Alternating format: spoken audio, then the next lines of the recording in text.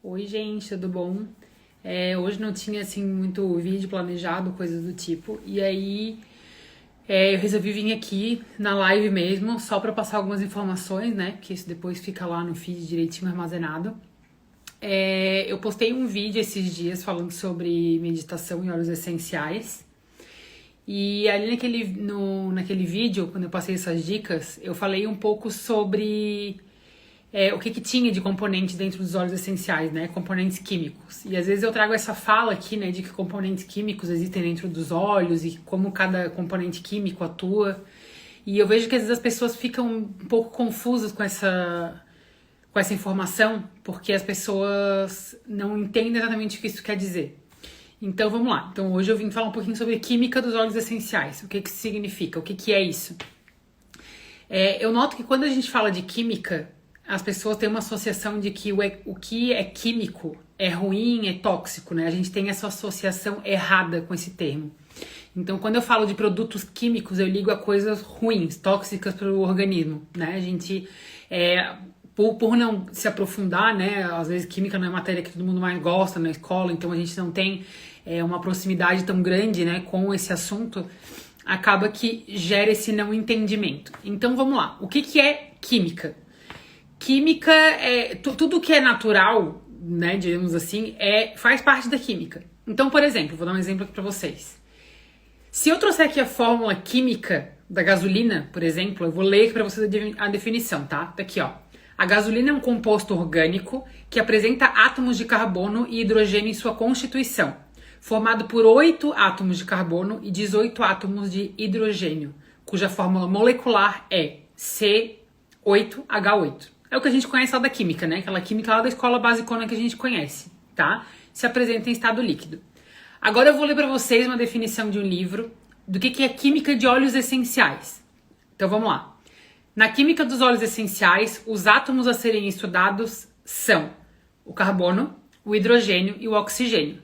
Então, na verdade, se vocês olharem uma estrutura, lá como a gente conhece da escola, lembra aqueles desenhinhos com ligações carbônicas e tudo mais, vocês vão reparar que a gasolina tem a mesma estrutura em termos de ligações carbônicas, né, da cadeia carbônica. Mas ela é similar ao óleo essencial. Então, o que eu quero trazer com isso, gente? Que o óleo essencial, sim, por mais que ele seja natural, por mais que ele seja puro, essa informação que às vezes chega das propagandas pra gente, né? O óleo essencial é 100% natural, 100% puro.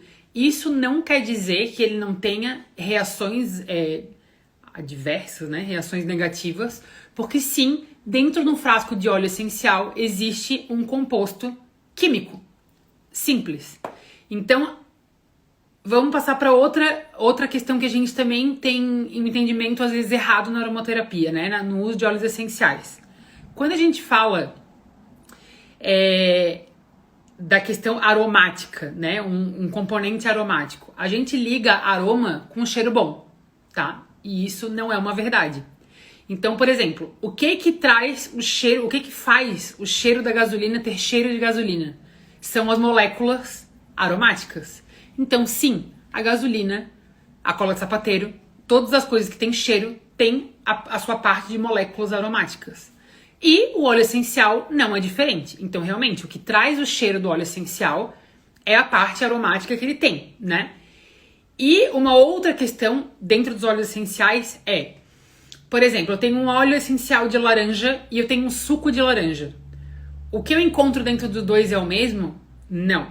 O óleo essencial ele é extraído de uma parte da laranja, que é a casca da laranja, e ali, nessa extração do óleo essencial, da casca da laranja, ele pega os componentes que a gente chama de componentes voláteis. Por isso que a gente sente aquele aroma, a gente coloca o aroma no ambiente, né? A gente aromatiza o ambiente, porque ele tem essas propriedades aromáticas que estão ali na casca da laranja. Então, por exemplo, é errado eu dizer que no óleo essencial de laranja eu tenho vitamina C, porque a vitamina C não é volátil. A vitamina C é uma molécula mais densa que não é volátil, então eu não tenho vitamina C dentro de um óleo essencial de laranja, tá? Então, só pra gente entender, o que eu tenho num suco de laranja não é a mesma coisa que eu tenho num óleo essencial de laranja. tá? Justamente por quê? Porque as moléculas que tem em um, né, os componentes que tem em um, não tem no outro. Tanto é que, por exemplo, se a gente pegar os óleos de resina, o óleo resina de copaíba, ele existe em formato de óleo resina e óleo essencial. O que isso quer dizer? O óleo resina, ele é extraído direto da árvore e colocado no frasco. Então, o que tem dentro de um frasco de óleo resina de copaíba é a resina que é tirada direto da árvore. O óleo essencial de copaíba, ele é um óleo que ele é processado, né, por um método de extração de óleos essenciais, e sim, ele perde algumas propriedades não seria um refinamento, não sei se seria a palavra mais indicada, mas nesse processo de extração do óleo essencial, do óleo da resina da copaíba, sim, a gente perde alguns componentes químicos que são mais densos e não são voláteis. Então, para algumas coisas, né, dentro da aromaterapia, a gente indica o óleo resina de copaíba, porque ele é mais completo, porque ele tem essas moléculas mais densas que não são voláteis. E para algumas pessoas que têm pele mais sensível, ou alguns casos específicos, né, a gente passa o óleo de copaíba.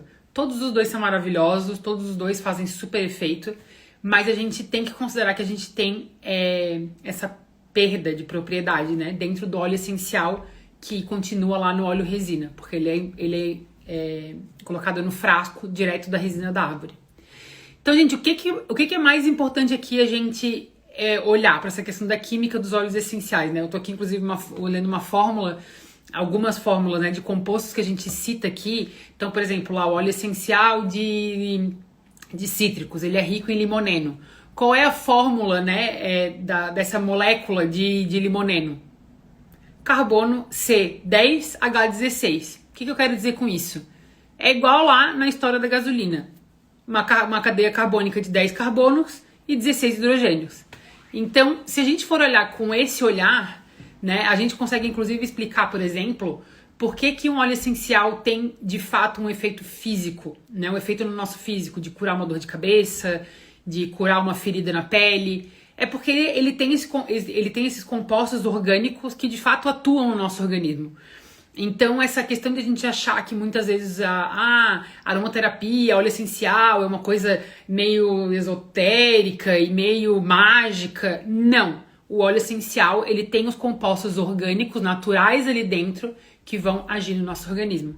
Então isso, gente, é uma coisa muito importante a gente entender, porque quando a gente traz dentro da aromaterapia, que alguns óleos têm restrição de uso, que alguns óleos têm algumas restrições de aplicação, porque a gente sim tem alguns óleos essenciais que são, por exemplo, dermocáusticos. O que isso quer dizer? Às vezes eu vou lá na maior boa intenção e eu pingo um olhinho essencial na mão de canela. Gente, o óleo de canela é super forte, né? A química do óleo é forte. Então, muito provavelmente eu vou ter um percentual muito grande de pessoas que podem aplicar um óleo de canela puro na pele e vai ter uma reação. Pode acontecer de ter uma queimadura que a gente chama de queimadura química, né? Pelos óleos essenciais, porque ele tem uma química muito forte, né? Então, e o que eu quero dizer com química forte? É que ele tem compostos químicos que são muito irritantes à pele ou são agressivos à pele, tá? Então, é isso o mais importante que eu quero trazer para vocês. Por que existe o efeito físico, sim, e também o efeito emocional, e aí a gente pode falar isso em outros vídeos, né? Mas por que os óleos essenciais são efetivos? Porque ele tem esses compostos que atuam no nosso corpo. O nosso corpo também, né? É formado de várias moléculas químicas, enfim. Tudo a gente pode estudar com o olhar da química, né? Porque tudo faz parte do orgânico, né? Da química orgânica, no caso. Então, era isso que eu queria trazer para vocês. A importância da gente sim ter consciência que quando a gente fala de compostos químicos dentro do óleo essencial, a gente não tá dizendo que aquele óleo essencial tem um aditivo tóxico, um aditivo artificial. Não é isso que a gente quer dizer. Então, quando a gente traz essa linguagem da química e dos compostos químicos para dentro de um óleo, a gente está explicando o que dentro do óleo, do que o óleo é composto, né? O que tem ali dentro daquele frasquinho. Então, isso é o mais importante da gente olhar aqui, né? De eu passar para vocês aqui hoje, tá? Essa informação. Então, vou dar exemplos e de coisas que a gente usa na nomenclatura que vem da química também, né? Então, por exemplo, o óleo essencial, a gente diz que o óleo ele é hidrofóbico. O que isso quer dizer? Aula básica de química lá, gente. Óleo não se mistura com água, correto? A gente aprendeu isso lá no primário, na experiência lá da aula de ciências. E às vezes parece que a gente esquece, né, dessas informações quando a gente começa a ouvir sobre receitas de óleo, como usa, como não usa. Então, por exemplo, fujam daquelas receitas que passam diluir tantas gotas de um óleo essencial em um copo de água. Gente, isso não existe. Água não dilui óleo essencial. Quando a gente precisa fazer a diluição de um óleo essencial, a gente usa um óleo vegetal, que tem a mesma estrutura, não estrutura, né, mas que tem o mesmo sentido. Então, eles se combinam, né? É o óleo vegetal com o óleo essencial. Então, ali dentro de um óleo vegetal, sim, as moléculas de óleo essencial se diluem. Então, a gente pode dizer, sim, que os óleos vegetais, que a gente chama de óleos carreadores, eles fazem essa diluição e aí eles trazem um uso seguro para os óleos essenciais. Então, como eu falei antes, né? Um óleo de canela. O que a gente faz para um óleo que a gente chama de dermocáustico? Para a gente poder fazer o uso seguro, diluição. Então, quanto mais agressivo um óleo for, quimicamente falando, maior vai ser a minha diluição dentro de um óleo vegetal, tá? Para quem é adepto à prática de ingestão de óleos essenciais e coisas do tipo, de novo, procurem alguém que entende do assunto, procurem um profissional que entende do assunto, porque isso é uma coisa que exige bastante conhecimento, a indicação certa da maneira de consumir isso, o motivo de consumir isso, né? Como vai ser, quantas vezes por dia, porque a gente sabe que, inclusive, aí vamos voltando também para nossas aulinhas, né, de biologia e tudo isso, a nossas células, né, a membrana da nossa célula, a parede celular, ela é composta por gordura. Então, o que acontece? Quando eu tomo um gole de água com uma gota de óleo essencial, é como se eu estivesse tomando só o óleo essencial. Então, essa gordura que tá na pele, ou na mucosa, ou qualquer coisa do tipo, ela suga toda essa gota do óleo essencial, né? Porque eles se ligam, né? Porque é a mesma estrutura. O óleo é oleoso e a membrana celular é oleosa. Então, eles vão logo se ligar. Então, a água ali, gente, tanto faz como tanto fez, né?